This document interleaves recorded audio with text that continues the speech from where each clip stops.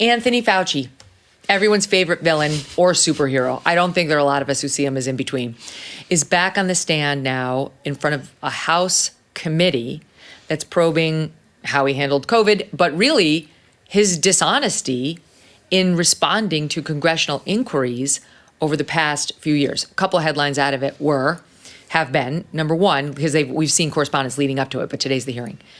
One, Fauci admits there's nothing behind the 6 feet. Nothing. They had no idea. He doesn't know where that came from. He's not the first one from NIH to say this, but it's interesting to hear him admit it. No clue. It was made up. Shocked. Secondly, could not remember what, if any, evidence was behind school mask mandates. I don't think there's been any studies that we base that on. I don't. No. Can't remember. By the way, Thatcher Brunt was right. My son, who stood up in second grade and like Norma Ray, refused to go along. Like, I'm not wearing it. It's like Dead Poets Society. He's like on the desk. That's what happened. He took it off. Amazing. And the teacher said, you have to wear it. And he said, the CDC did a study of 90,000 children in Georgia and it proved that masks do nothing. And then she sent him to the principal's office. That's where we got involved. Anywho. Vindicated. So here's the biggest thing on Fauci, though. This is interesting. In the lead up, I'm going to set it up. I think we have the sound, don't we, guys? Like all my sound bites are everywhere. I don't know. My team will tell me whether we have the Fauci sound. There's a guy named Dr. David Morens. He's a top advisor to Fauci. And in September of 2021, they now have his emails. This guy Morens, and he's corresponding with Peter Daszak, who is a villain. In my view. He's the guy who runs EcoHealth Alliance. Yep. That's the group that partnered with the Wuhan lab to do gain-of-function research. It'll be so fun if we figure out how to make these viruses even more dangerous for people. And then let's do it in China. Yeah. What could possibly go wrong? And then let me engineer a statement of American scientists saying, we agree this absolutely did not come from a lab, and publish it in a scientific journal. Call it a conspiracy theory. And then I will somehow wiggle onto the WHO investigative body that's looking into the origins of COVID and go all the way over to China to do my investigation of myself and then exonerate myself. Even 60 Minutes had to call BS on that in a great interview where they were like, hello. Okay, but that's Peter Daszak corresponding with this guy who's supposed to be representing us, Fauci's guy, Morens, David. So here's Morens. He writes to Daszak, I try to always communicate on Gmail because my NIH email is FOIA'd constantly. So annoying when I have to respond to the people. That was my last part. Morens, don't worry, just send to any of my addresses and I will delete anything I don't want to see in the New York Times. It's right there, black and white. And he had testified behind closed doors in January denying that he ever attempted to delete COVID-19 records, according to the subcommittee. So why was he saying this to Peter Daszak, saying just send to any of my addresses and I will delete anything I don't want to see in the New York Times, or I just communicate on my private email to avoid the FOIA. All right, one more thing, then I'll get your reaction. Here he is testifying before Congress and being asked about this to Fauci this morning. Did Dr. Morens communicate with you about official business using his private email? Official business? No. Did you ever encourage Dr. Morens to use his private email address for official business? No. Okay, so deny. He knows nothing.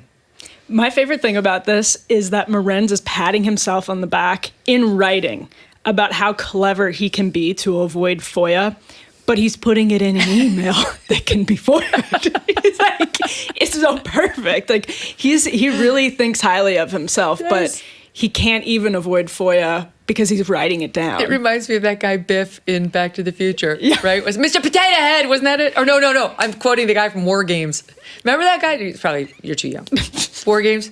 Mr. Potato Head. Sorry, my audience, no, they know it. I've seen no movies. What? And I've seen no War movies. Games? No. With Matthew Broderick? No. Oh, and Ali Sheedy? Oh, he's so cute. You got to read that. It's amazing. It's about the computers taking over. Yeah, and like launching World War III. Anyway. It sounds like a relaxing weekend. You'll rent it. Yeah. You'll enjoy it. It's an interesting soundbite, and forgive me because I didn't see the hearing this morning, so my question may have been answered in the hearing, but He says official business, no.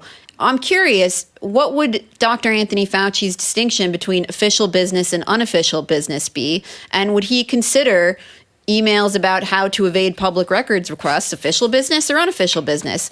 I'm quite curious where he would draw that line. And I think, overall, many of us had a sense all throughout COVID that the authorities who were telling us 6 feet away and mask wearing inside, outside, actually not outside, but inside. And the guidance was changing over time that they didn't really know, and that it wouldn't have been that hard. And everybody would have understood if they came forward and said, we're dealing with something novel. We're telling you what we know as we understand it. The guidelines will change, but we're doing our best. And frankly, there's a lot we just don't know. But instead, they came out with the authority of God and chastised people for asking any questions about it. And I think that is what really rankles people, is that they passed this down with real authority rather than saying, we're not sure. This is the best we can do right now, and we may come back to you and tell you we were wrong. It was with real authority and hubris, a sneering, a knowing, a know-it-all. You're a dumbass. I'm an infectious disease specialist, right? I dismiss your questions because you're too dumb to understand. And the result is that they have done grievous harm to the cause they represent. Yes. In any kind of major national health emergency going forward, nobody will trust what comes out of the mouths of these people. He was asked recently what harm has been done to public health, to vaccine skepticism, has it gone up and down? And he was like, well, I guess we need a study. But he acknowledged that the mandates may have increased vaccine skepticism. I never want to see him again. Yeah. I either want to see him behind bars or not at all. And I know, I don't even like to talk about it because it's so irritating what they put us through. And nobody got fired. I'm like, Fauci's still out there. Yes, he retired, but he's still probably making a ton of money doing consulting and all that. There's been no real penalty to any of this. Our kids were hurt, no real penalties. So it's annoying, but I do feel a civic responsibility to cover this guy's lies and the slow admissions as he makes them. Yeah, I guarantee you got a tongue bath from some of the Democrats on that committee today. If they'd asked him a question, I guarantee that's what happened. It's probably not. It's probably not approved by the NIH to give him tongue baths. It's not an approved form of affection. But they punished people who asked questions. It wasn't just that they were enforcing this. They actually punished people who dared to ask questions. The media was obviously in on it. They were colluding with speech platforms, but they actively sought to suppress free speech in this country on the grounds of information that they were not even certain of and not even reasonably sure of because they didn't know. And so they made 6 feet up. They completely pulled it out of thin air. I would love to hear more information on that conversation, actually, because it's a window into how they made a lot of decisions at that time. We played that video over and over of the little toddler boy who they kept shoving his mask on him over and over and over, and he was crying, and he didn't want it. He's a baby, and he kept crying in daycare, and they just wouldn't let up. I can't remember his name. I used to know it, but it was like, here you go, Patrick, or over and over and over, and they were like, yay, yay, and he just kept crying and pulling it off.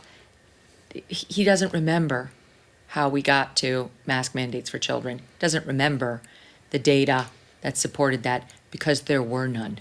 There were none. In all the studies that have been done, left, right, and otherwise, since the pandemic stopped, have proven that. And the left-wing media just won't do any sort of come to Jesus, moment where they look at their own mistakes and they admit that they're the ones who led us down this path. It's just infuriating. Being in debt is like sinking in quicksand. You're trapped. You feel helpless. And the harder you struggle, the deeper in debt you can get. If you are trapped in debt, let me throw you a lifeline. Done with Debt. Done with Debt has created a new strategy with one goal in mind, to get you out of debt quickly and permanently. Done with Debt stands between you and your bill collectors. Then they negotiate a plan to end your debt permanently, without bankruptcy and without loans. They can get you out of debt quickly and put more cash in your pocket monthly. But you need to contact Done with Debt right away because some debt solutions expire. It's easy to get started. Just go to donewithdebt.com and get a free consultation. You have nothing to lose. Talk with one of their experts about a strategy that will end your debt faster and easier than you thought possible. Visit donewithdebt.com. That's donewithdebt.com. Hey, thanks so much for watching. If you like what you just saw, hit the subscribe button for more clips and full episodes.